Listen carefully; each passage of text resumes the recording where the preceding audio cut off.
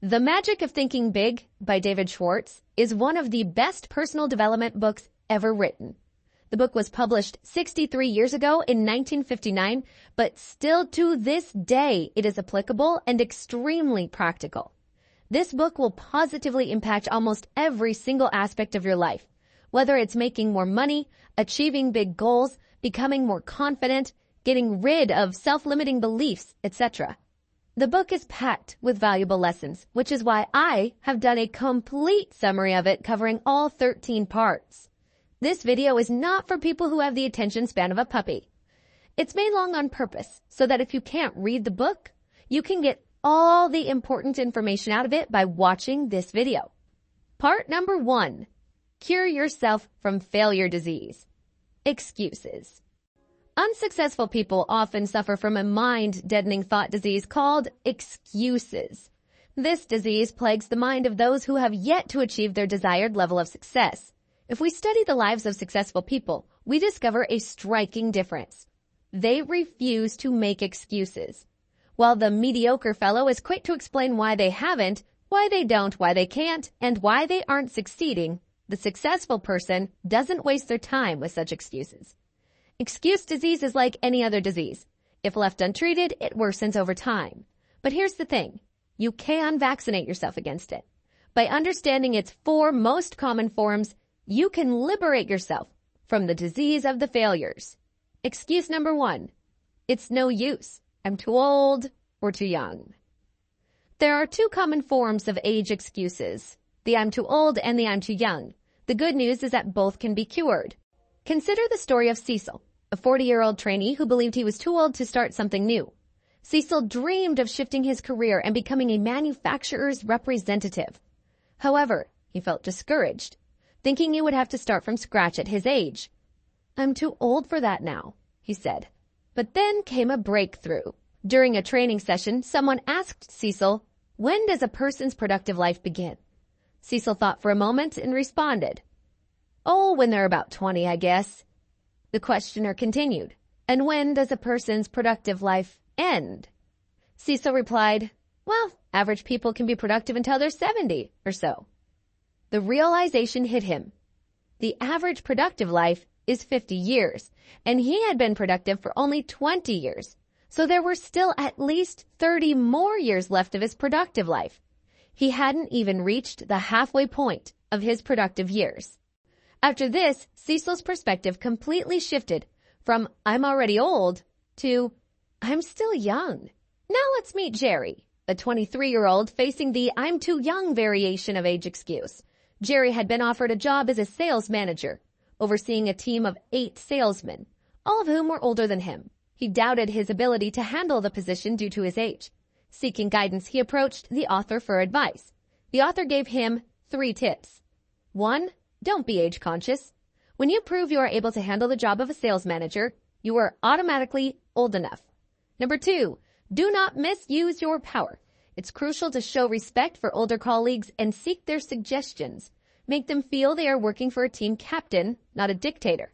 Do this and men will work for you and not against you. Number 3. Get used to working with older individuals because in the future, there will be more job opportunities where you have to lead older people. This will open more doors. Jerry embraced these insights, realizing that age won't make him a handicap unless he allowed it. Excuse number 2, but my health isn't good. 2 experiences happened with the author in one afternoon that illustrate the correct and incorrect attitudes toward health. The author had finished a talk in Cleveland when a man in his 30s approached the author privately. He expressed admiration for the talk, but he was skeptical about its practical benefits for him. He shared his concerns about having a bad heart and the need to hold himself back. Despite consulting 4 doctors who found no abnormalities, he continued to worry. The author advised him to seek out the finest heart specialist and accept their diagnosis as final. Moreover, the author recommended reading a book on living a fulfilling life. Shortly after, during a plane journey to Detroit, the author says, I started to hear a ticking sound coming from the person sitting next to me. The person smiled and said, Don't worry, it's not a bomb, it's my heart. Then went on to explain that a plastic valve had been implanted, causing a ticking sound in his chest. Instead of being disheartened, this person showed enthusiasm and revealed his ambitious plans to study law and pursue a career in government work. He acknowledged the need to take it easy for a few months, but expressed excitement for the future, confident that he would be like new after the recovery period. What do these two stories teach us? The first individual allowed fear and worry to dominate his thoughts, potentially compromising his well-being. In contrast, the second person embraced his situation with optimism and determination, refusing to let his health setback hinder his ambitions. These two stories demonstrate the power of our thoughts and attitudes toward our health. The important thing to understand is that it's about having the right attitude. Here are 4 things you can do to kick health excuses out of your life. 1. Refuse to talk about your health. Constantly discussing your illnesses only magnifies them. Instead, focus on the positive aspects of your well-being and engage in conversations that uplift and inspire others. Number 2, refuse to worry about your health. Worrying only amplifies your health issues and prevents you from enjoying life. Excessive tests and examinations won't make you healthier. They'll only add unnecessary stress. Number 3, be genuinely grateful for your current health. Count your blessings and appreciate the well-being you have. Number 4, remind yourself often, it's better to wear out than rust out. Life is meant to be lived and enjoyed. Don't waste precious time by overthinking and imagining yourself confined to a hospital bed. Excuse number 3, but my case is different. I attract bad luck. Let me tell you a story about David. The author was having lunch with 3 young junior executives, and they were talking about David's recent promotion. They came up with all sorts of reasons like luck and favoritism that helped David to get promoted. But the truth was, David got the promotion because he was simply better qualified. He'd been working harder, doing a better job, and had a more pleasant personality. The senior officers in the company had carefully considered all the candidates before choosing him. It had nothing to do with luck. One of the salesmen congratulated David on the $112,000 order, calling it luck. But here's the thing. The weak salesman failed to see that luck had nothing to do with it. David had been working on that customer for months, talking to multiple people and putting in long hours to understand their needs.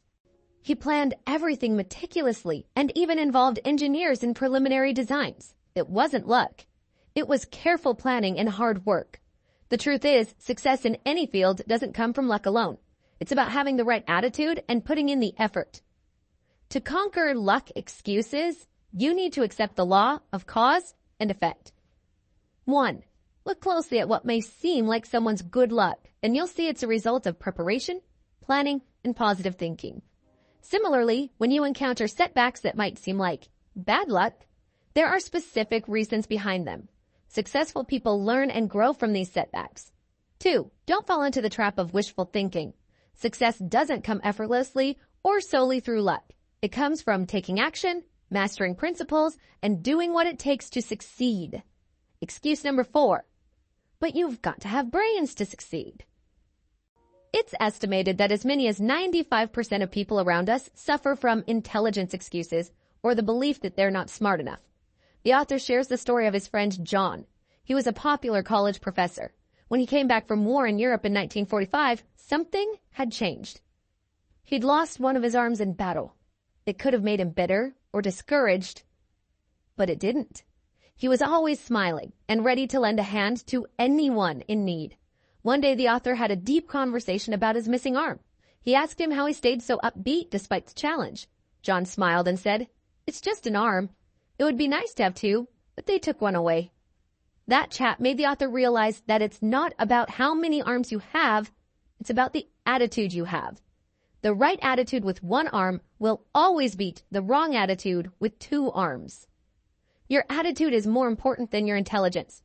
The author said he had a friend named Chuck who was an exceptionally bright student and graduated with honors. He had dreams of owning his own business in western Nebraska. However, years later when the author caught up with him, Chuck revealed that he had never pursued his entrepreneurial aspirations. Instead, he became an expert in why a business idea wouldn't work out. Chuck had studied every possible reason why small businesses fail, constantly focusing on the potential pitfalls. The saddest part is that some of Chuck's old high school friends who didn't seem to have much going for them and never even went to college, are now thriving in their own businesses. It was Chuck's attitude and thinking that held him back, not his level of intelligence. Here's a few tips to overcome the intelligence excuse.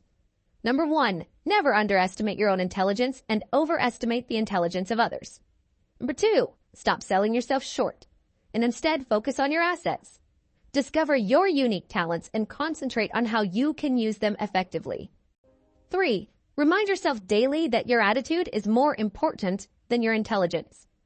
4, instead of dwelling on why something can't be done, find reasons you can do it. 5, remember that the ability to think is far more valuable than the ability to memorize facts. Don't burden your mind with unnecessary information that can be easily found on Google. Use your mental ability to think critically, to generate new ideas, and to discover better ways of doing things. Albert Einstein was once asked, how many feet are in a mile? His response? I don't know. Why should I fill my brain with facts I can find in 2 minutes in any standard reference book? Einstein believed in using your mind to think, not as a garage for facts. Part 2. Build confidence and destroy fear. Fear is a powerful force that affects us in various ways. It's important to acknowledge its existence before we can overcome it. Fear is the number one enemy of success, hindering people from seizing opportunities, draining their energy, and even impacting their physical health. Here are 3 practical tips to build confidence and destroy fear. Tip number 1. Action cures fear. An executive came to seek the author's advice. He was going through a tough time at work. The guy was worried about losing his job because his department's sales were down by 7%, while the overall store sales were climbing up. He had made matters worse because of a couple of bad decisions, and his manager was giving him a hard time for not keeping up with the company's progress. On and on, he kept talking. The author said, I finally couldn't wait and cut him off and asked what he was doing to improve the situation. He replied that there wasn't much he could do but hope for the best. Here's the thing. Hope's only a start, but hope needs action. So the author advised him to take 2 actions to back up that hope. First, figure out why the sales were slipping and take steps to turn them around. Second, let a few trusted business friends know that he might be open to a better offer elsewhere, just in case. And guess what? After a few days, this same executive reached out to the author with some fantastic news. He'd stepped up his game and made some changes, especially with the sales team. Instead of weekly meetings, he started holding them daily, and that made a huge difference. Energy is contagious. When the team saw the positive energy in him, the whole team pushed harder to succeed. And he not only managed to surpass the last year's sales figures, but also outperformed the store's average. He even received 2 job offers, but he turned them down because everything was finally looking up in his current position. He couldn't be happier with the way things turned out and expressed deep gratitude for the author's guidance. The thing about fear is that it makes you freeze and just hope for the best. But remember, when fear takes hold, it's time to break free by taking action. Action cures fear. For example, you've probably stood next to a swimming pool thinking whether you should jump or not. But then suddenly a friend pushes you and you're in the water and the fear's gone. So the next time fear tries to hold you back, ask yourself a powerful question. What action can I take to conquer this fear? To make it more relatable, let me share some everyday examples of fear and their corresponding action cures. 1. If you feel embarrassed about your appearance, visit a barbershop or a beauty salon. Give your shoes a good polish and ensure your clothes are clean and ironed. Embrace the power of better grooming. 2. If you have a fear of losing an important customer, commit yourself to delivering better service. Go the extra mile to correct any shortcomings that may have eroded your customers' confidence in you. Show them why they chose you in the first place. 3. Tackle the fear of failing an examination and take it as an opportunity to transform that worry time into study time. Channel your energy into preparation. 4.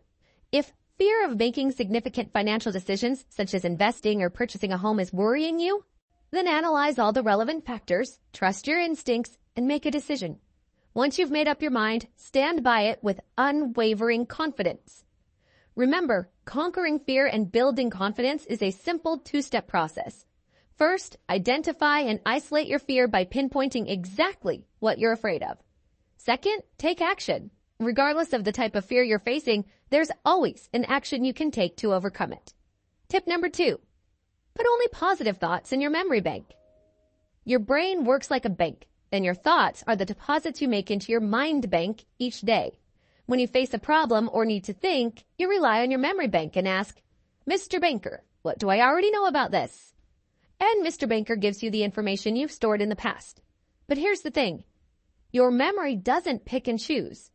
If you ask for thoughts that prove your inferiority, it gladly provides memories of past failures. If you ask Mr. Banker to show you that you are a failure in life, he will probably respond like this.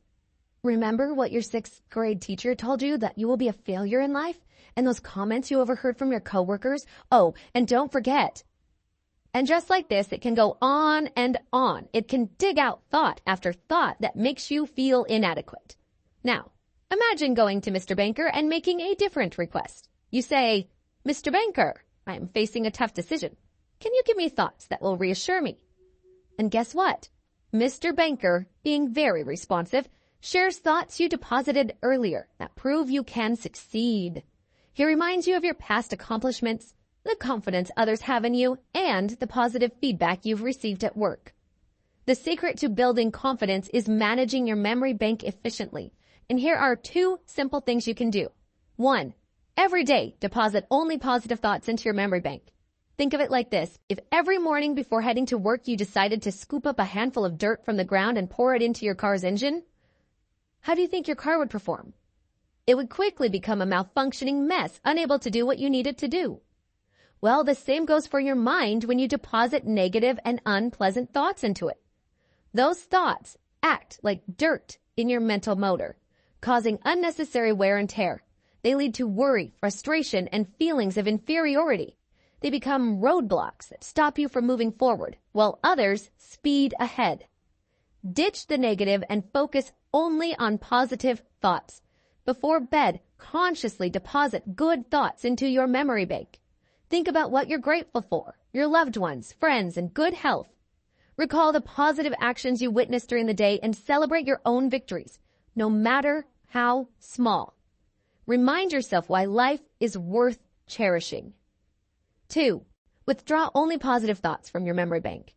Negative thoughts, if dwelt upon, can grow into big problems that chip away at your confidence and lead to psychological difficulties. The solution is to consciously refuse to dwell on negatives and instead focus on the positives. Don't allow negative thoughts to dominate. Choose not to dwell on unpleasant thoughts from your memory bank. When you remember past experiences, consciously focus on the good parts and let go of the bad. Here's the encouraging part. Your mind actually wants you to forget the unpleasant. If you cooperate, those unpleasant memories will gradually shrink and be erased from your memory bank. Tip number 3, put people into the proper perspective. Fear of people. Have you ever wondered why many people feel self-conscious around others? Fear of other people is one of the most common fears, but the good news is that it can be conquered by putting things into perspective. Let me share an interesting example of a successful business owner. Before he joined the Army during World War II, he was extremely shy and timid. He felt inferior to others and believed he was destined to fail. However, during his time in the Army, something changed. As a medic, he examined numerous recruits day after day. The more he observed them, the less afraid of people he became. He realized something fundamental during that time. People are more alike than they are different. They all have similar desires, worries, and needs. When he recognized that others were just like him, wanting good food, missing their loved ones, and aiming for success, he realized there was no reason to fear them. So put people in proper perspective and remind yourself that we are more alike than different. Here are 5 exercises to build your confidence. 1, be a front seater. Notice how people often fill the back seats in meetings and classrooms to avoid standing out? Sitting up front builds confidence. Make it a habit to sit as close to the front as possible. 2, practice making eye contact. The way you use your eyes communicates a lot about you. Avoiding eye contact signifies weakness, guilt, or fear. Overcome this by consciously looking people in the eyes when speaking to them. It shows honesty and confidence and builds trust. 3, Walk 25% faster. Walk with your head held high and your shoulders back, moving just a little faster than usual. You'll notice a boost in self-confidence. 4.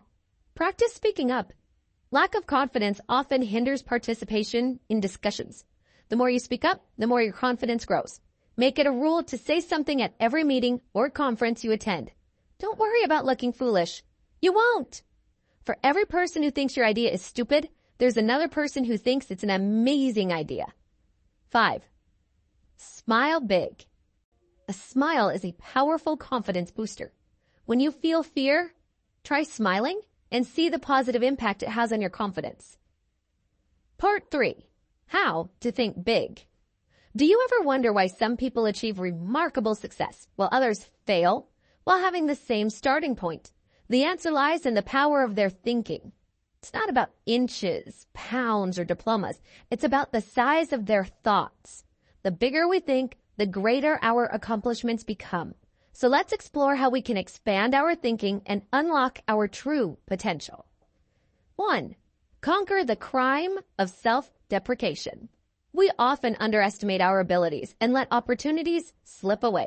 For example, John comes across a job advertisement that aligns perfectly with his aspirations, but he dismisses it, convinced he's not good enough. Jim desires a date with Joan, yet he hesitates to make the call, doubting his worthiness. Tom believes Mr. Richards would be an ideal prospect for his product, but he refrains from reaching out, intimidated by Mr. Richards' status.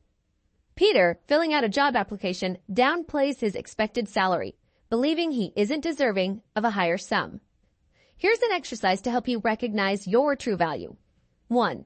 Identify your 5 greatest assets. Seek the perspective of an objective friend, a trusted confidant, a superior, or a knowledgeable mentor who can provide an honest assessment. List assets like education, experience, technical skills, appearance, a harmonious home life, positive attitudes, personality traits, and initiative. 2. Under each asset, write the names of 3 individuals who have achieved significant success but possess that asset to a lesser degree than you do. This exercise will reveal that you surpass many accomplished individuals in at least one aspect. You are bigger than you think. Never, under any circumstances, sell yourself short. Now that you have understood your true value, it's time to focus on the big thinker's vocabulary and why you need it. Consider this. If you were to address a group of people with the statement, "I regret to inform you that we have failed," their minds would immediately conjure feelings of defeat, disappointment, and sorrow. However, if you were to say, "Here's a fresh approach that I believe will succeed," you would evoke encouragement and a willingness to try again. Saying, "We incurred a big expense," automatically brings to mind money spent with no return. Instead, if you say, "We made a significant investment," people envision a future profit. The point is this: big thinkers specialize in creating positive, forward-looking, and optimistic mental images within their minds and the minds of others. To think big, we must employ words and phrases that generate substantial and positive mental pictures. Here are 4 strategies to develop the vocabulary of a big thinker. Strategy number 1. Use big, positive, and cheerful words and phrases to express your feelings. When someone asks, "How do you feel today?" respond with enthusiasm, saying, "Just wonderful, thanks. And how about yourself?" Avoid responses like, "I'm tired," "I have a headache," or "I don't feel so good." By the way, this doesn't mean that you stop listening to your body and force yourself all the time to be fake. These tips are just to uplift your own spirits. Responding positively to questions about your well-being will gradually make you feel wonderful and amplify your sense of self-importance. Become known as someone who consistently radiates positivity. It will attract friends and allies. Strategy number 2. Use bright, cheerful, and favorable language when describing other people. Make it a rule to use positive words for your friends and colleagues. When discussing absent individuals, ensure you shower them with compliments and generous phrases. Be mindful to avoid belittling or derogatory remarks, as gossip has a way of reaching its subjects sooner or later. Such negative talk only diminishes your own stature. Strategy number 3. Utilize positive language to encourage and uplift others. Take every opportunity to personally compliment people. Everyone craves praise and recognition. Make it a point to offer sincere compliments. Acknowledge and appreciate the efforts of your coworkers. Compliment others on their appearance, their work, their achievements, and their families. Genuine and well-timed praise is a powerful tool. Strategy number 4. Use positive words to outline your plans and ideas to others. When you present your thoughts by saying, "Here's some good news, we have a genuine opportunity," their minds ignite with excitement. Conversely, if you approach it with a phrase like, "We've got a job to do, whether we like it or not," the mental image becomes dull and uninspiring, and their response will reflect that. Okay, a quick sum up before I move on to the second tip. In this section, we have been talking about how to think big. The first tip was about conquering the crime of self-deprecation. We talked about 2 exercises to find your assets and make you realize that you are bigger than you think. Finally, we talked about 4 strategies to develop a big thinker vocabulary. 2. Stretch your vision. See what can be, not just what is. Big thinkers possess the ability to see beyond what currently exists and envision what can be. Let me share a story about a highly successful realtor who specialized in rural properties. He was known for transforming rundown farms into thriving ventures. Imagine a beautiful countryside with a neglected farm, a worn-out house, and a feeling of disrepair. Most would write it off, but not this realtor. He saw beyond the decay. He saw what the farm could become, not just what it was then. No vague promises. This realtor believed in presenting concrete plans that sparked buyers' imaginations. He carried a briefcase filled with typed proposals, each outlining a different future for the farm. He had 3 captivating possibilities. For example, one of them was a tree farm combined with a poultry farm. Rows of fruitful trees and happy clucking chickens. He left no detail unaddressed, showing how this farm could become profitable. And guess what? His approach worked like magic. He didn't convince buyers to settle for what the farm was. He made them see its potential. Word spread, and soon he was selling more farms faster and at higher prices than anyone else. People wanted his transformative touch. His ability to see potential where others saw nothing was like a superpower. He brought forgotten lands back to life, creating opportunities out of thin air. The moral of the story is this: look beyond the present and envision what can be. A big thinker always visualizes future possibilities instead of being confined by the present. To develop your power of vision, practice these adding value exercises. Exercise number 1. Practice adding value to things. Remember the real estate example? Challenge yourself by asking, how can I enhance the value of this room, this house, or this business? Seek ideas to make things more valuable. Exercise number 2. Practice adding value to people. As you ascend the ladder of success, a significant portion of your role becomes focused on people development. Ask yourself, how can I contribute value to my subordinates? How can I help them become more effective? Remember, to bring out the best in someone, you must first envision their highest potential. Exercise number 3. Practice adding value to yourself.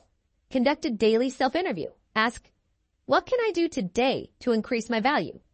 Visualize yourself not as who you are now, but as who you can become. Part 4. How to think and dream creatively. Creative thinking is the key to discovering innovative and improved methods for accomplishing tasks. Whether it's achieving success at home, work, or in the community, the ability to find better ways of doing things is essential. Here are 4 great methods for becoming more creative. 1. Develop and strengthen your creative thinking ability. Step 1. Believe it can be done. In a training session on creative thinking, the concept of eliminating jails within the next 30 years was brought up. The idea seemed odd to the participants. They believed that turning criminals loose would lead to chaos and put innocent people at risk. The group voiced their concerns, emphasizing the necessity of having jails. Some even mentioned that jobs for the police and prison guards relied on the existence of jails. The participants seemed convinced that eliminating jails was an impossible notion. However, the facilitator urged them to temporarily suspend their doubts and explore the idea further. With a shift in mindset, the group began to generate suggestions on how to address crime prevention differently. Ideas included establishing more youth centers, addressing poverty as a root cause, conducting research to identify potential criminals beforehand, developing new rehabilitation procedures, and educating law enforcement in effective methods of reform. The exercise highlighted that by believing in the possibility of change, new perspectives and ideas can emerge, leading to innovative solutions that were previously unseen.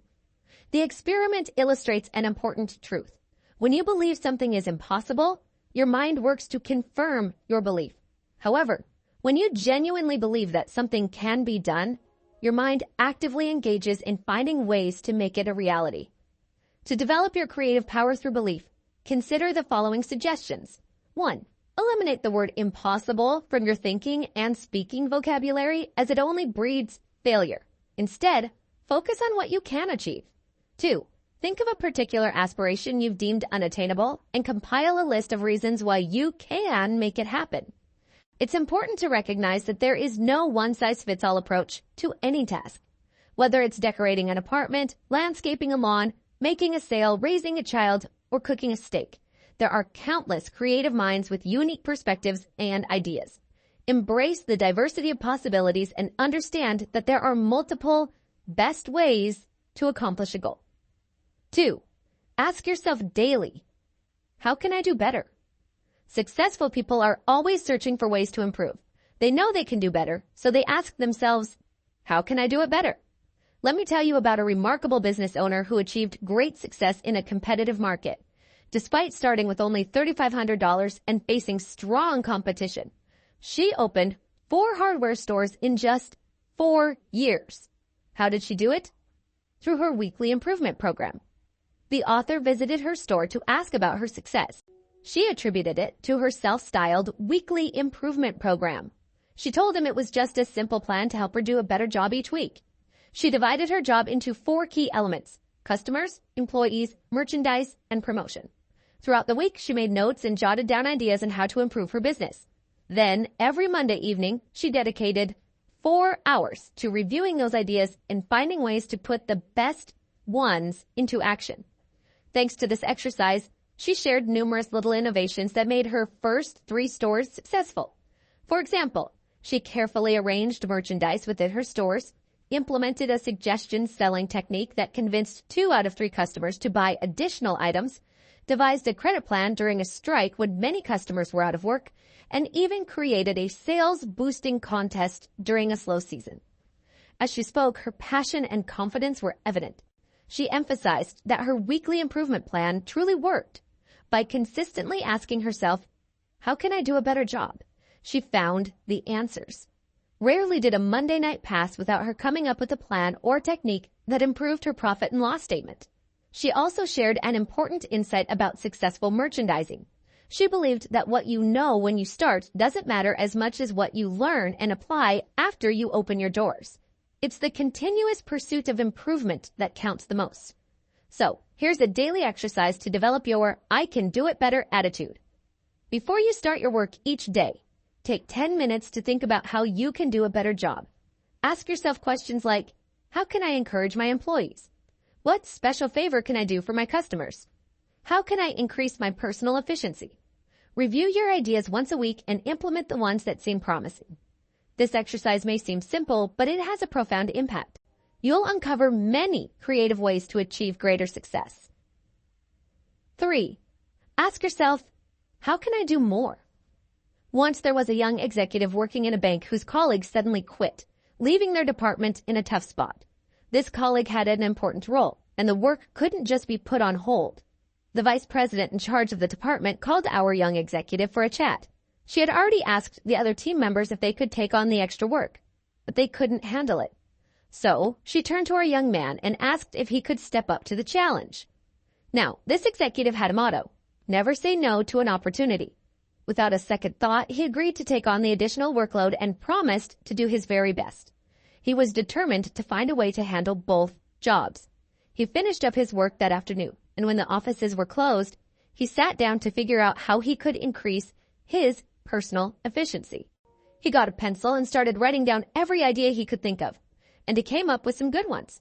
like working out an arrangement with his assistant to channel all routine telephone calls to him during a certain hour each day, placing all outgoing calls during a certain hour, cutting his usual conference periods from 15 minutes to 10.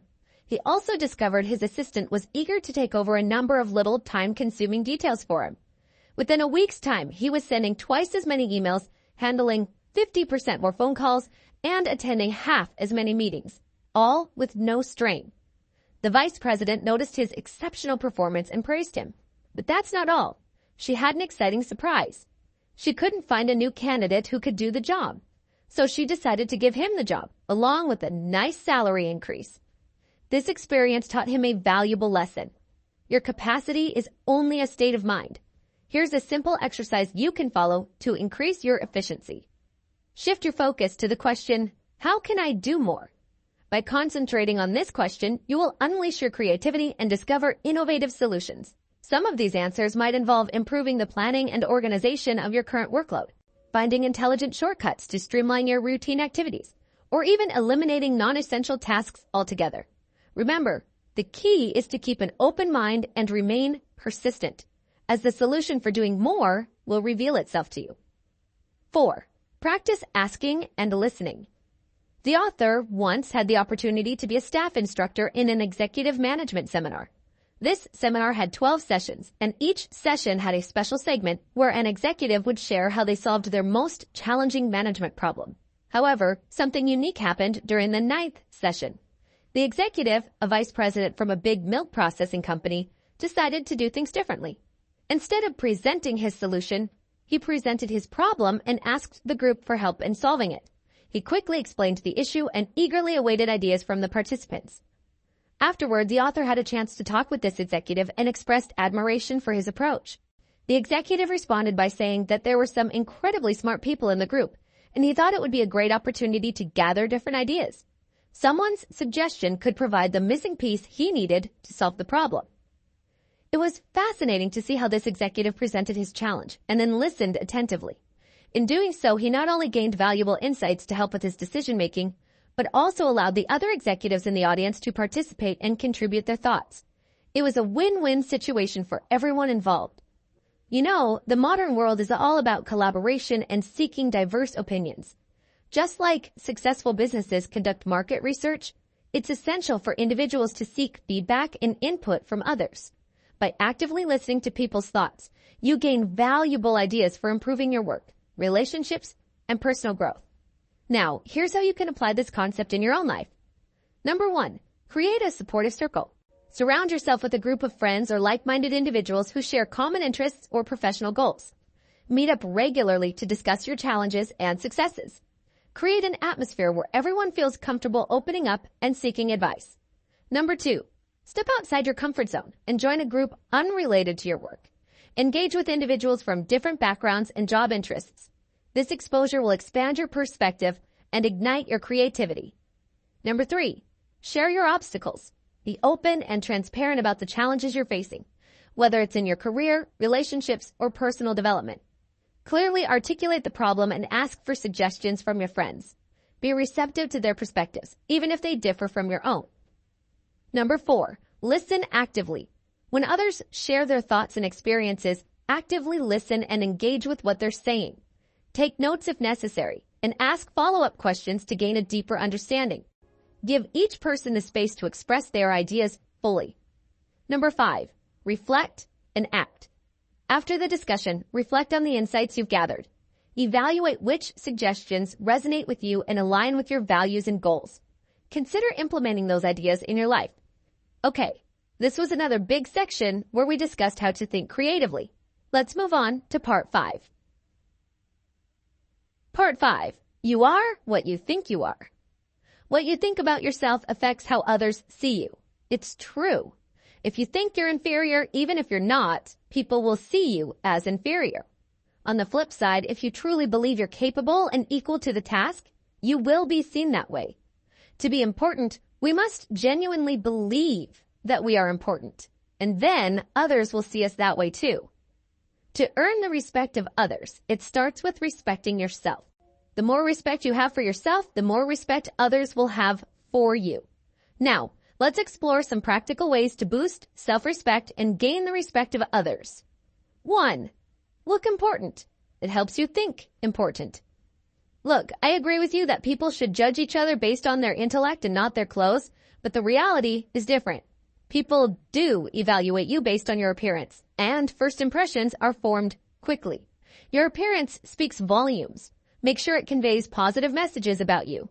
Before you step out of your home, ensure that you feel and look like the person you aspire to be. Clothing is more than just fabric. It's a tool to lift your spirits and build confidence. Your appearance not only impacts how you feel about yourself, but also influences what others think of you. Let me share an interesting example. In a supermarket, the author noticed 2 sets of grapes. The first was priced at 15 cents a pound, while the second was packaged in polyethylene bags and marked at $2.35. Curious, he asked the person at the weighing station about the difference. He explained that the difference is polyethylene. They sell twice as many grapes in the bags because they look better that way. Just think about this grape example when you're presenting yourself. When you're properly packaged, you have a higher chance of making a positive impression and even commanding a higher price. The better you present yourself, the more acceptance you'll receive from the public. A well-dressed person's appearance speaks volumes. It signals to others, here is someone important, intelligent, successful, and reliable. This person can be respected, admired, and trusted. They value themselves, and I should value them too. On the other hand, a person with a shabby appearance sends negative messages. It says, this person isn't doing well. They're careless, inefficient, and unimportant. They're just average and don't deserve special consideration. They're used to being pushed around. Remember, your appearance is an important aspect of how others perceive you. Take pride in your appearance, and it will positively influence both your thoughts about yourself and how others view you. 2. Believe in the importance of your work. Imagine 3 bricklayers working together. When asked what they're doing, the first one says, I'm laying bricks. The second one replies, I'm making $9.30 an hour. But the third bricklayer proudly declares, I'm building the world's greatest cathedral. What do you think happened to them later on? Well, chances are the first 2 stayed as ordinary bricklayers. They didn't have big dreams or job satisfaction. They were just doing their work without much passion. But the third bricklayer, he saw himself as part of something magnificent. And guess what? He didn't stay just a bricklayer. He climbed higher and achieved success, maybe as a foreman, a contractor, or even an architect. Why? Because what we think has a powerful impact on our lives. Let me tell you about a personnel director of an appliance manufacturer. He shared something fascinating called the personnel audit system. Every 6 months, he and his assistant talk to each employee to find out how they can support them better. They believe that every person on their team matters and deserves attention. During these chats, they don't ask direct questions. Instead, they encourage employees to speak freely and share their honest thoughts.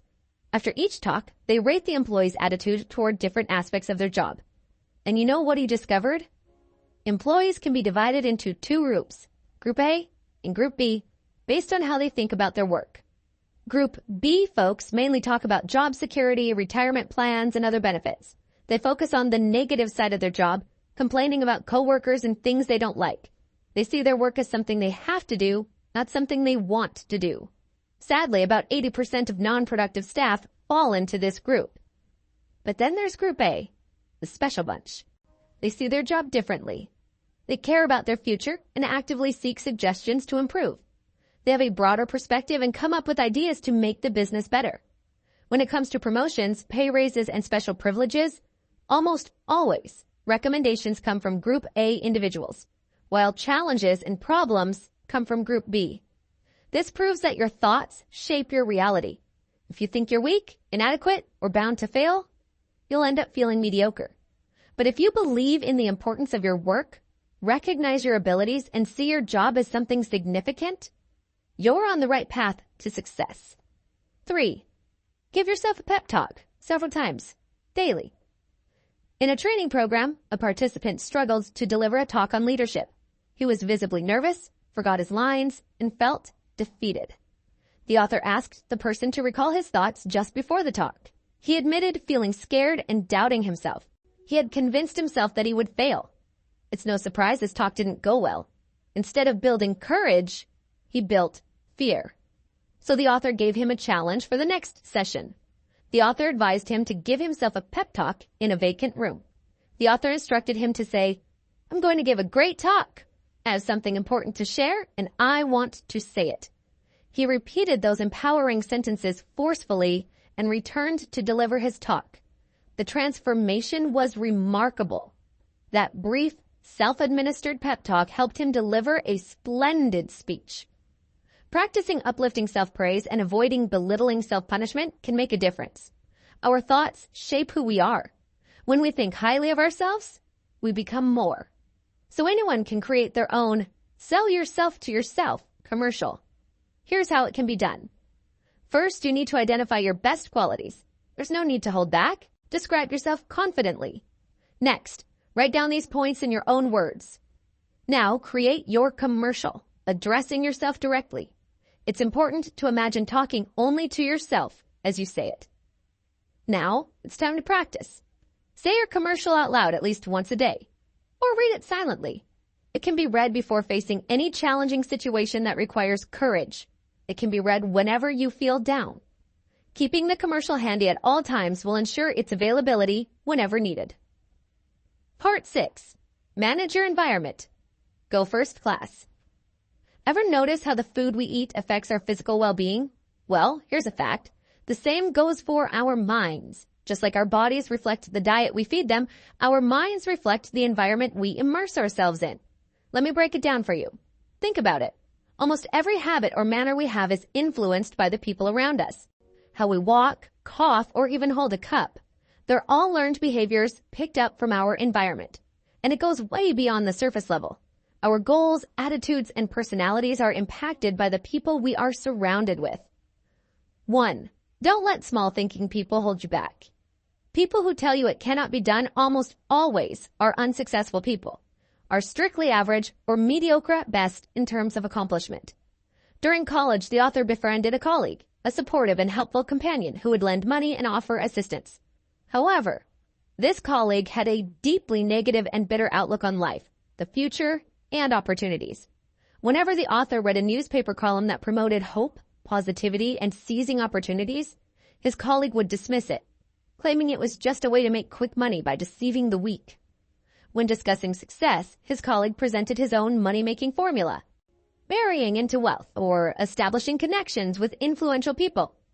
He supported his arguments with examples, like labor leaders who embezzled money successfully or stories of individuals who married millionaires.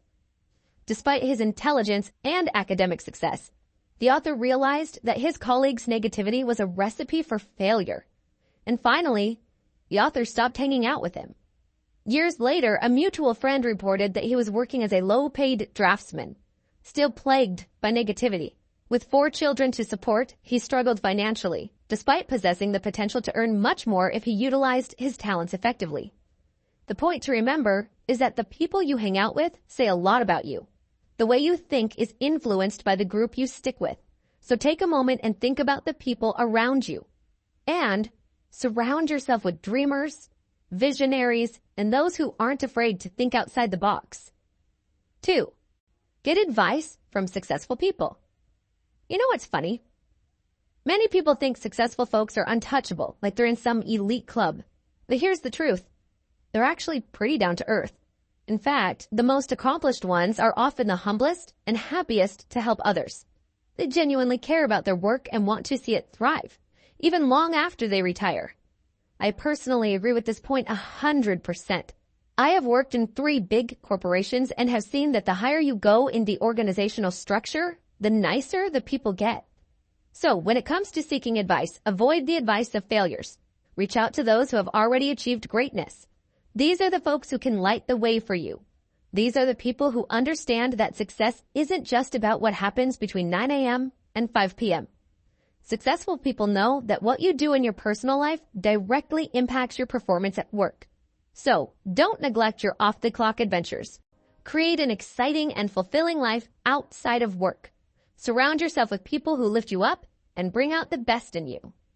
3. Get plenty of psychological sunshine.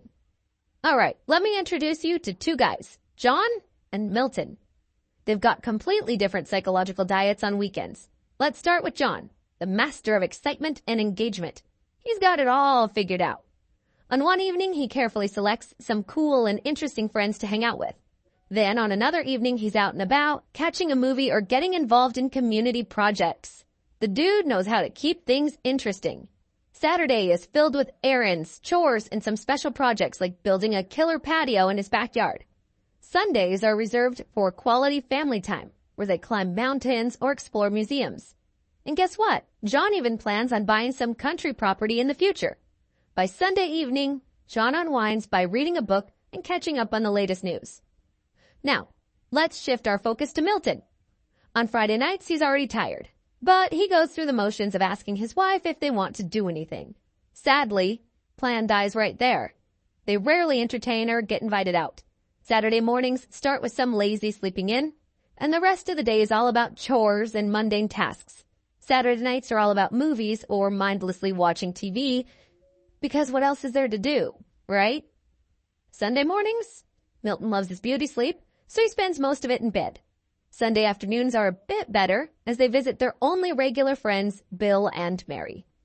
But by Sunday evening, the whole family is on edge from being cooped up indoors. Can you imagine how dull and boring that must be? Now, here's the mind-blowing part. The effects of these two home environments on John and Milton are absolutely huge. Over a week or two, you might not see much difference, but over months and years, John's refreshing and engaging activities keep his mind sharp and brimming with ideas. On the other hand, poor Milton's psychological diet leaves him starving for excitement. His thinking gets all rusty and impaired. The gap between John and Milton will keep growing, with John leading the way. Now, I'm sure you're wondering, how can I upgrade my own psychological diet? Here are a few simple tips to create a first-class social environment. First, don't limit yourself to the same small group. Expand your circles. Circulate in new groups, meet new faces, and keep things interesting. Variety is the spice of life, and it's crucial for your success-building program. Second, embrace novelty.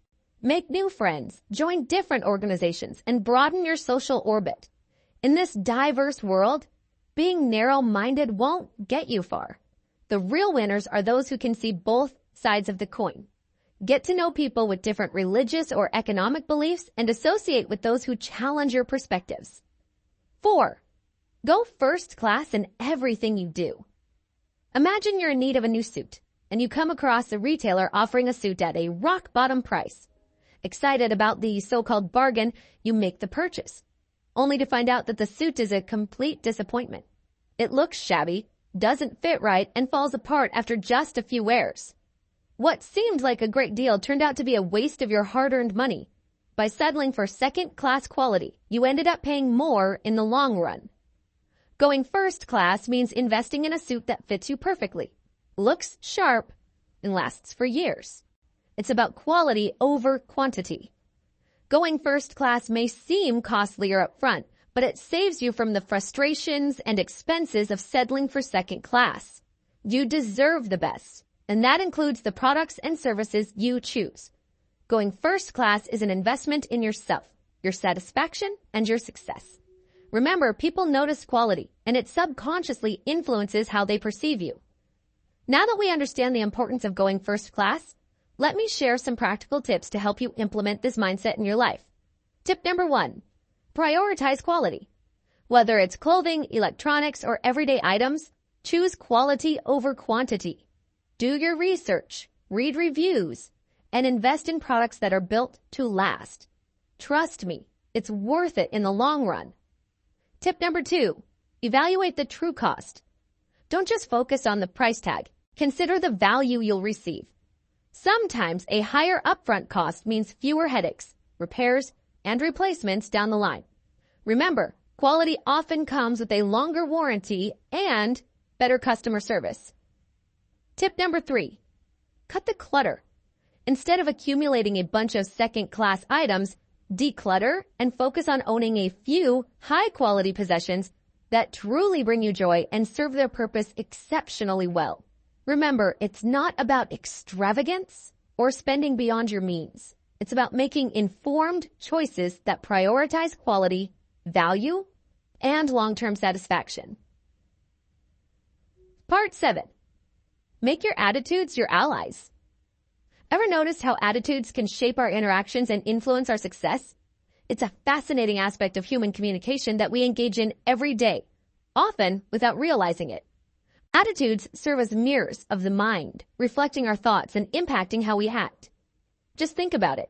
If you can read someone's mind simply by observing their expressions and mannerisms, you can sense how a person feels about their job or relationships through subtle cues.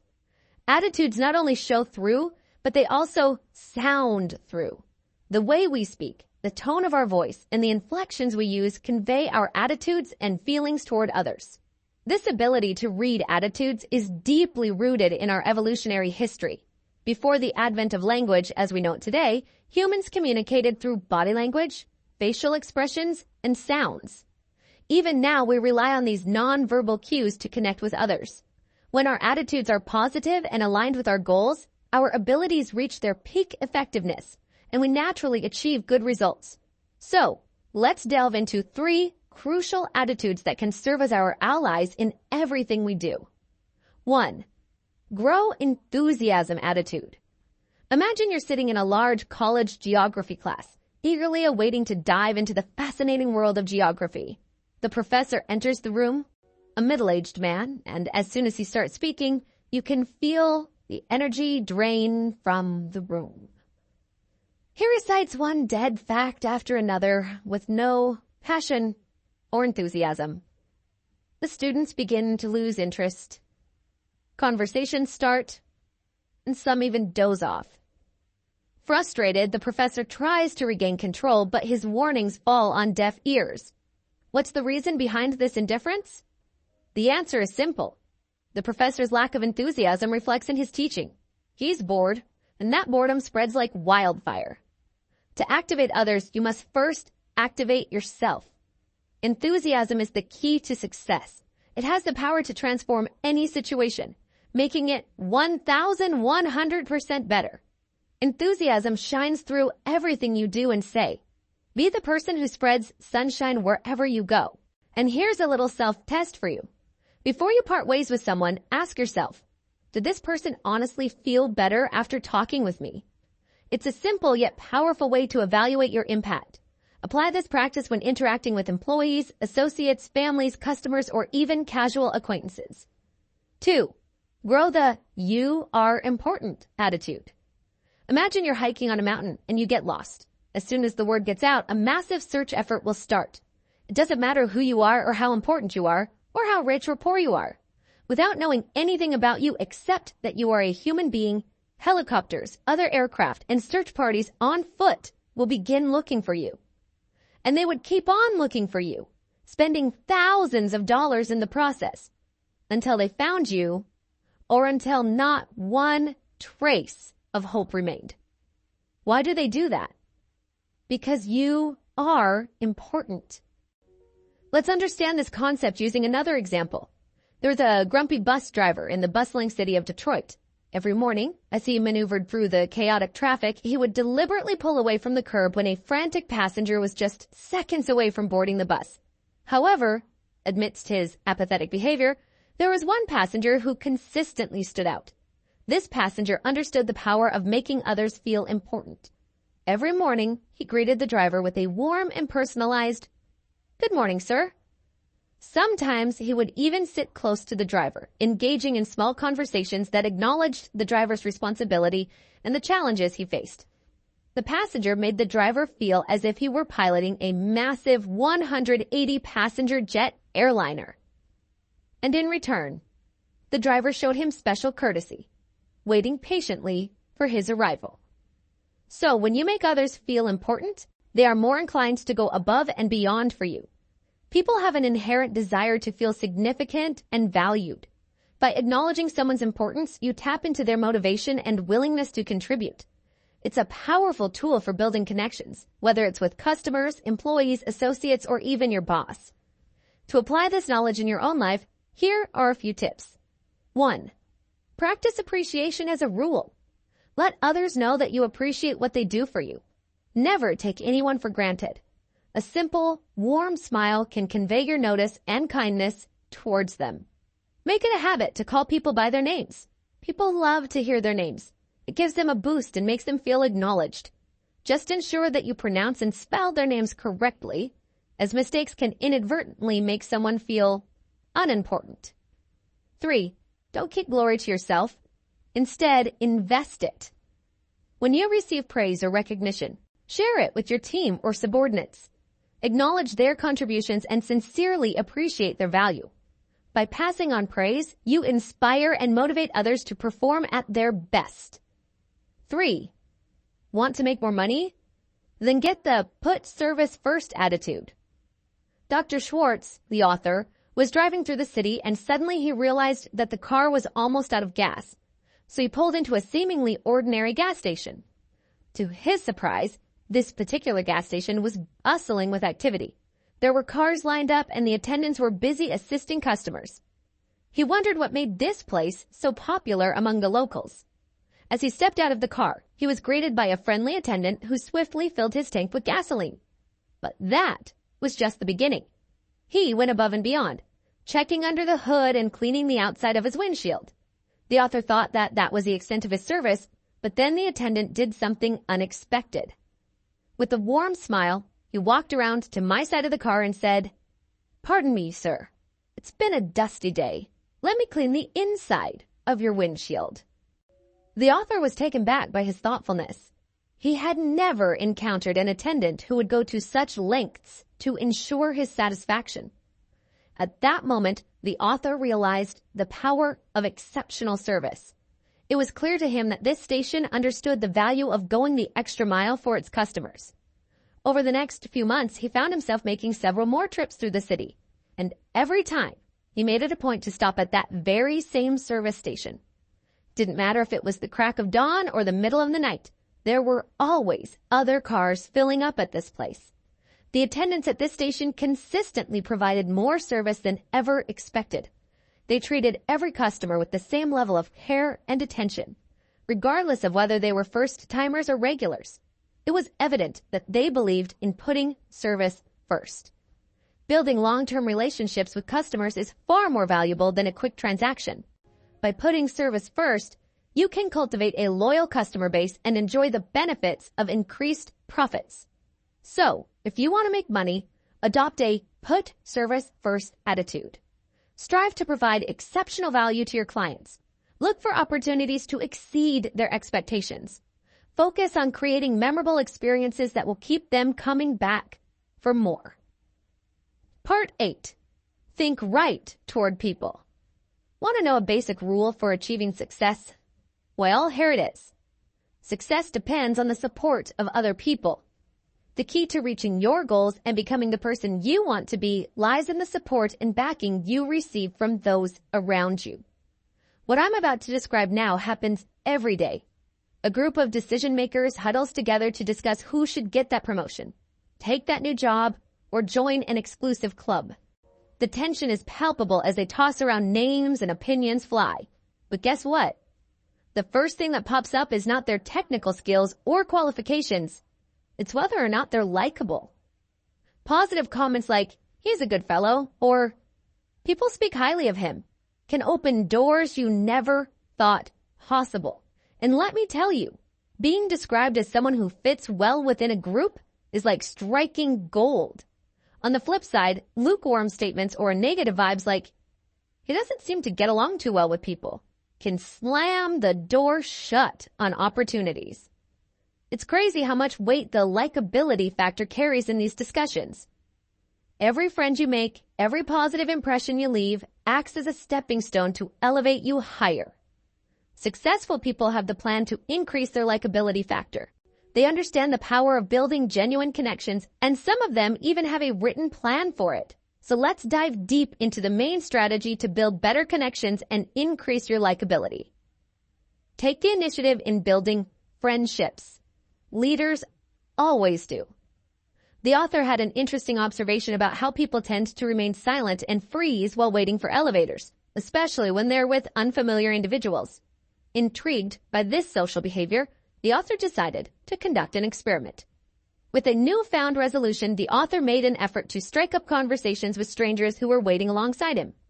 The author carefully noted the reactions received from 25 consecutive encounters. Surprisingly, each time, the author was met with a positive and friendly response. Here's what the author discovered. When a person takes the initiative and says something nice to a stranger, it makes both the stranger and the person feel a bit better. It helped them relax and connect with each other. When you make a pleasant remark to a stranger, you make him feel 1 degree better. This makes you feel better and helps you relax. Every time you say something pleasant to another person, you compensate yourself. It's like warming up your automobile on a cold morning. The author realized that it's important to take the lead in getting to know people. So, take the initiative in building friendships, as leaders always do. Now, let me share with you 4 ways to win friends by exercising just a little bit of initiative. 1. Introduce yourself whenever you get a chance, like at parties, meetings, or even at work. 2. Make sure people say your name correctly and politely correct them if needed. And try your best to say the other person's name correctly too. It shows respect and interest. If needed, write down the person's name and make sure you spell it right. People care about the right spelling of their name. 3. After meeting someone new and feeling a connection, send them a personal note or give them a call. It's important to nurture new friendships. 4. Don't underestimate the power of saying nice things to strangers. It may seem small, but it warms you up and prepares you for more rewarding interactions. Part 9. Get the action habit. Meet Mr. Activationist, a man who knows how to make things happen. He is always taking action and following through on his ideas and plans. Let's take a closer look at how Mr. Activationist operates. One day, he decides he wants to start his own business. He doesn't waste any time. He researches his market, develops a solid business plan, and takes the necessary steps to launch his business. He faces challenges along the way, but he tackles them with determination and persistence. On the other hand, we have Mr. Passivationist. He also dreams of starting his own business, but he's constantly plagued by doubts and fears. He spends countless hours analyzing every possible scenario, always waiting for the perfect conditions to align before taking action. Unfortunately, that perfect moment never seems to arrive, and his dreams remain unrealized. So what's the theory behind Mr. Activationist's success and Mr. Passivationist's stagnation? Activationists understand that waiting for the perfect conditions is a recipe for inaction.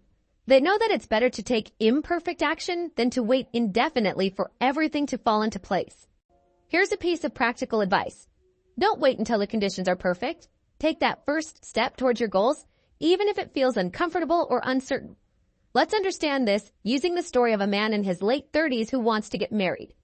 He's come close to getting married on multiple occasions, but each time he finds something wrong with the woman he's about to marry.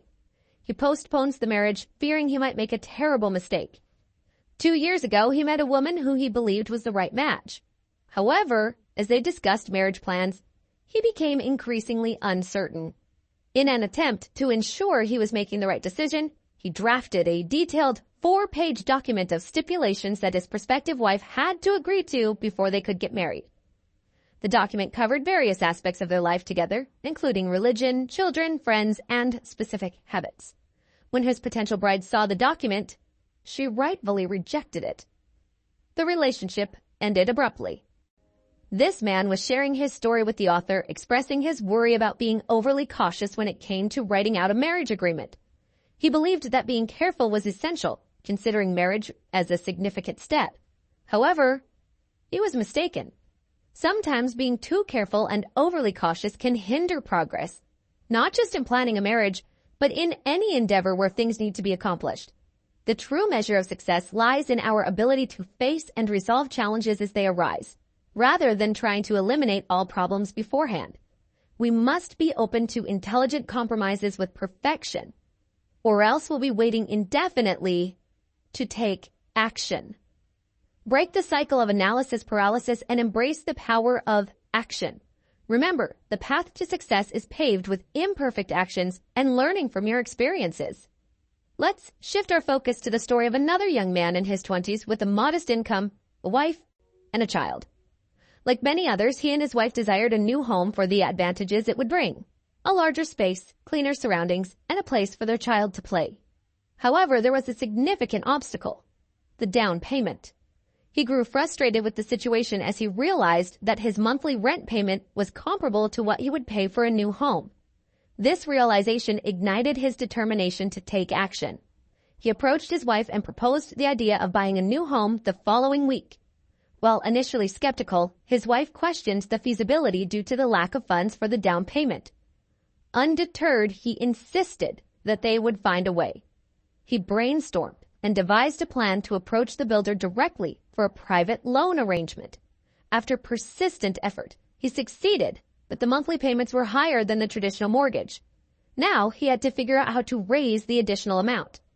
He explored various ways and approached his boss at work. He explained his situation, expressing his determination to earn extra income. Impressed by his ambition, his boss created an opportunity for him to work extra hours on weekends, allowing him to increase his earnings. As a result, he and his wife were able to move into their new home. This experience taught him a valuable lesson. Taking action leads to expanded possibilities, boosts confidence and future decision-making, and provides a better standard of living for oneself and loved ones. Here's one more tip for becoming an activationist. Start your mental engine mechanically. Let me explain this with an example. Imagine a young and ambitious writer, filled with dreams but struggling to make progress. He often finds himself frustrated, going through days or even weeks without being able to write a single word. It's as if his creativity decided to go on vacation. And now, let me introduce you to another writer who knows a thing or two about consistently producing remarkable work. He shares his secret. He doesn't wait for motivation to kick in, especially when facing deadlines. Instead, he takes a different approach. Here's the trick. He makes himself sit down at his desk, grabs a pencil, and gets those mechanical writing motions going.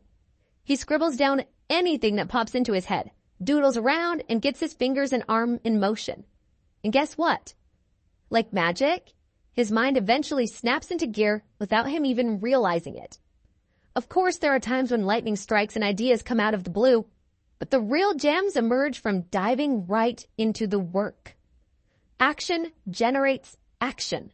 It's a fundamental law of nature that nothing kicks off by itself, not even the gazillion gadgets we rely on every day. Part 10.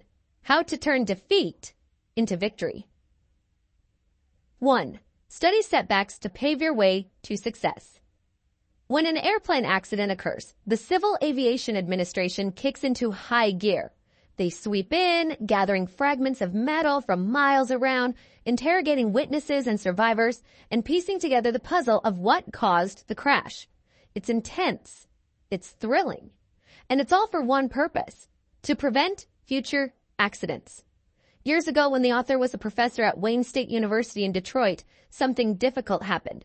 A student who was about to graduate got a failing grade from the author. This was a big disappointment for the student. He'd already planned for graduation, and canceling those plans was embarrassing. He had two choices: retake the course and graduate later, or quit school without a degree. As expected, the student felt upset when he found out about his failing grade. He admitted that he didn't try hard in the course. The rules didn't allow changing grades unless the professor made a mistake. Hearing this, the student got angry and said that many successful people in the city didn't take this course. But still, they were very successful. The author took a pause before responding. He agreed that success can come without knowing the course material. In the total scheme of life, this course content will not make a difference. However, your attitude toward this course will. In real life, they grade you just as we grade you. They will not promote you or pay you more for doing a second-class work. However, he went on to explain, in the real world, just like in school, your performance matters. Doing a bad job won't lead to promotions or better pay. The author suggested learning the lesson here. If you don't produce, you don't get where you want to go. A few days later, the author was happy to hear that the student decided to retake the course. This time, the student passed with exceptional results. In a gesture of gratitude, the student personally visited the author to express appreciation for their earlier discussion. Reflecting on the experience, the student revealed that failing the course had taught him a valuable lesson. He confessed that he was glad he hadn't passed on the first attempt. Now, he could find the lessons in his failures and learn from them. 2. Blend persistence with experimentation. Thomas Edison is known for being one of the most persistent scientists. Legend has it that he conducted thousands of experiments before he finally cracked the code and invented the electric light bulb. But Edison didn't just rely on persistence alone. He understood that to make persistence pay off, he had to blend it with a healthy dose of experimentation. Now, here's the deal. Persistence is fantastic, no doubt about it, but often persisting in one way isn't enough to guarantee success. Doing something persistently over and over again that didn't produce results in the previous attempts is just stupid. That's where experimentation needs to come into place. Imagine this. Many ambitious folks go through life with impressive persistence and a display of ambition. They're like bulldogs, grabbing onto something and refusing to let go. But they often fail to succeed because they neglect to experiment with new approaches. For example, oil companies invest significant efforts in studying rock formations before drilling wells. Surprisingly, despite their scientific analysis, approximately 7 out of every 8 wells turn out to be dry holes. However, oil companies remain persistent in their pursuit of oil. Rather than digging a single hole to extreme depths, they change their approach. When it becomes evident that a well won't yield oil, they exercise good judgment and experiment with a new one. The point to remember here is, stay with your goal. Don't waver an inch from it, but don't beat your head against a wall. If you aren't getting results, try a new approach. Here's how you can develop the power to experiment. Approach number 1. You've got to tell yourself loud and clear, there is a way. When you start believing that you're beaten and there's no way to conquer a problem, negative thoughts come barging in, reinforcing that defeated mindset. When you firmly believe that a solution exists, you'll notice a shift in your energy. That negative, let's quit vibe transforms into a positive, let's keep going attitude. Approach number 2. Take a step back and hit the refresh button. We often get so caught up in our struggles that we become blind to alternative solutions or fresh approaches. You won't believe the number of breakthroughs that can hit you while sitting beside a tree. Part 11. Use goals to help you grow. Goals are like your own personal compass, guiding you through uncharted territories and leading you to the treasure. Without goals, individuals just wander through life. Goals are as essential to success as air is to life.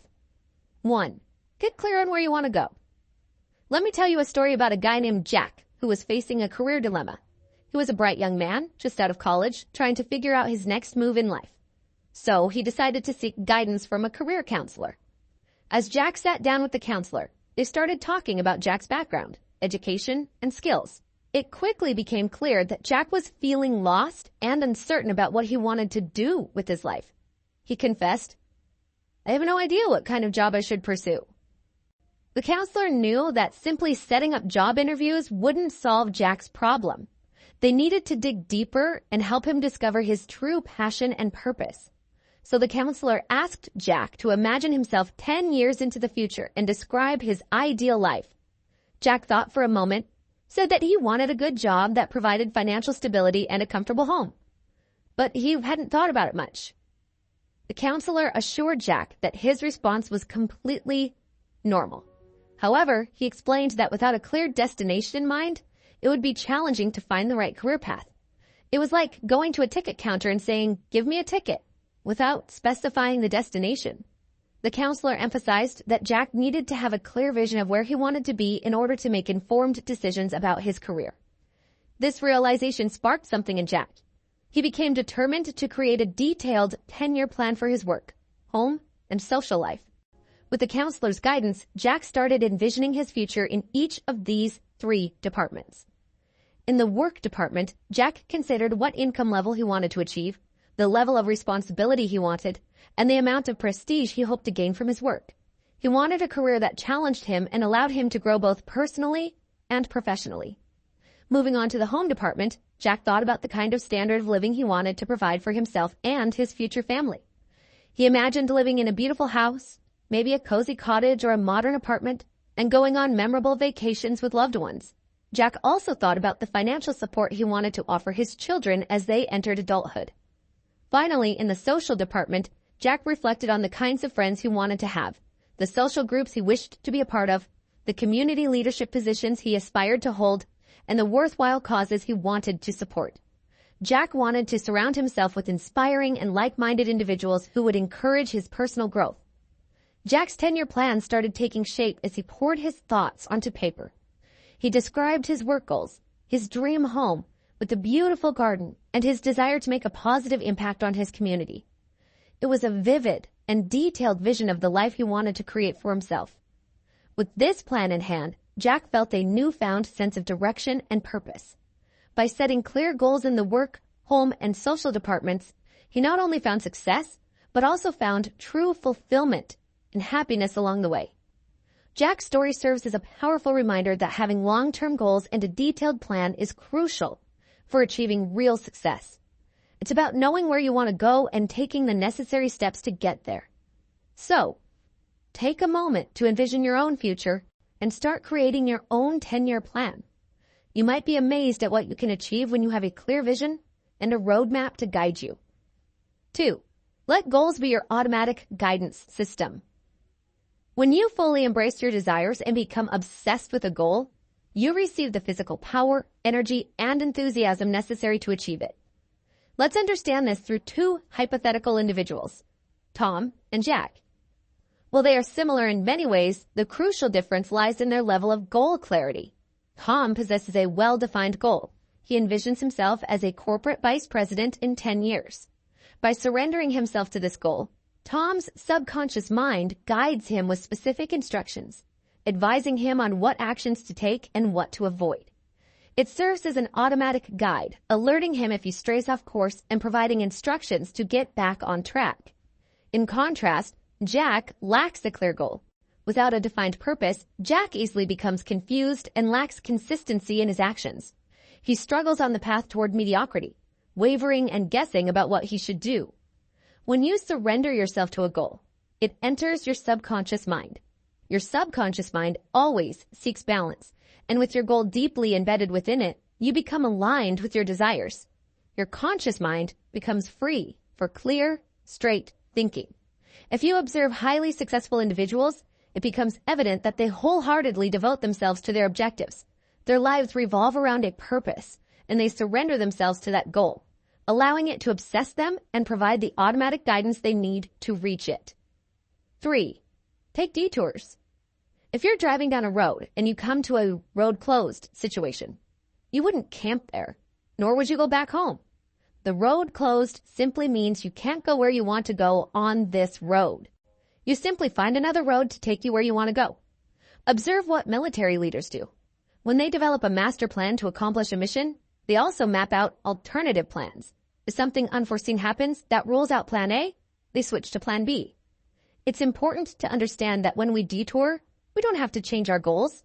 We just travel a different route to reach the same destination, just like how Google Maps show alternate routes for one destination. 4. Self-investment. You might have heard people express their regrets about not investing in certain stocks in the past, thinking about the wealth they could have accumulated. When it comes to investments, most people think of stocks, bonds, real estate, or other properties. However, the most significant and rewarding investment one can make is in oneself, by acquiring things that enhance mental power and skills. Smart businesses understand that their strength and success 5 years from now depend not on their actions in the future, but on the investments they make today. Profit arises from one source: investment. This lesson applies to each of us as well. If we want to gain extra rewards and surpass a normal income in the years to come, we must invest in ourselves. We must invest in order to achieve our goals. Here are 2 sound self-investments that will pay handsome profits in the years ahead. 1. Invest in education. True education is the soundest investment you can make in yourself. 2. Invest in idea starters. Commit to purchasing at least one stimulating book each month and subscribe to one journal or one YouTube channel that can spark ideas. 5. One tiny step at a time. Imagine being stranded in the mountainous jungle on the Burma-India border during World War II. You and a group of friends had to parachute from a crippled army transport plane, knowing that rescue was weeks away. The only way out was a painful march through treacherous terrain, 140 miles, 225 kilometers of mountains, scorching August heat, and relentless monsoon rains. Can you endure such a grueling journey? Our hero, Alan, found himself questioning his ability to complete this distance. In the first hour of the march, he could barely walk. By evening, his feet were covered in bleeding blisters. The pain was excruciating. And he wasn't alone. Some of his companions were in an even worse state. But amidst the doubt and despair, they discovered a powerful mindset, one that would change everything. Instead of focusing on the overwhelming magnitude of the journey, they broke it down into achievable milestones. They decided that they didn't have to conquer the entire distance at once. All they needed to do was to make it to the next friendly village. And so, with renewed determination, they pressed forward. Days turned into weeks, and Alan and his comrades pushed themselves further than they ever thought possible. And before they knew it, they had conquered the entire 140 miles, 225 kilometers, against all odds. They succeeded in their seemingly impossible mission. As this story illustrates, success doesn't come from one grand leap. It's built upon a series of intentional steps. The secret lies in breaking down the bigger goals into mini steps and then focusing on one step at a time. Part 12. Level up your leadership skills. Here are 4 powerful leadership rules. Leadership rule number 1. What is the human way to handle this? Let me tell you a story about the author's friend, John. One of John's team members wasn't the right fit for the job. John had no other option but to fire him. But John handled it like a legend. No boring meetings or long notice periods. He did something extraordinary. First, he sat down with the employee and explained the benefits of finding a new opportunity that matched his skills and passions. Next, he connected the employee with interviews at other companies where his talents were in high demand. And guess what? In just 18 days, the employee landed a seriously promising new job. But John's secret sauce wasn't just about helping one person. He had his team's back. He showed genuine care and unwavering support. And you know what happened? He created an unstoppable army of loyal superheroes, ready to conquer any challenge that came their way. Here's the deal. Instead of being a dictator or a rulebook fanatic, be human first. Say goodbye to sarcasm, cynicism, and power trips.